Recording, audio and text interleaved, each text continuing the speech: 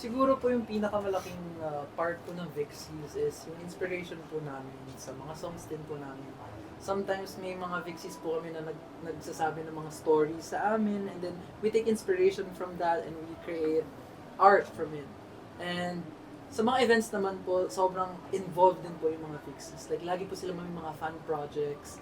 Hindi po nawawala yung lagi silang may stall o kaya magtatawag sila ng mga marami pang Vixies to join the event.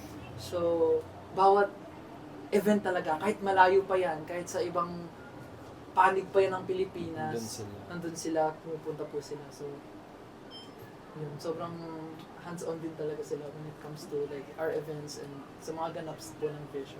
Nakakatuwa nga po sila dahil nagpupuyat sila, nagpapagod sila para ikalat talaga yung Vision across different markets. Hindi mga nagpapaskill pa sila ng mga poster namin Yeah, mga yung borders, sa sa mga tricycle. streets. Oo, galing na. Yes, meron po yung ano yung Kalawakan concert po namin, yung poster po na Dinikit nila sa mga ano. nag-ano po sila sa mga tricycle, sa mga like mga paresan.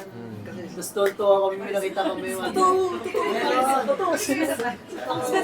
Tapos may one time ano, nabiyahe kami sa services, may nakita kami tricycle, Nandun yung poster. Sikat ka na pre! Sa tricycle ka. Opo. Sa tricycle. So solid sila, lagi silang nag-e-effort to promote us and to support Ibang us. class. And meron din kaming streaming team. Pagka nagre-release kami ng song, nag-stream lang sila daw. Minsan din nakabot na ng ilang oras. Kaya umakit din kami, syempre sobrang na-appreciate namin sila. Kasi yung Nag-take sila ng time from that.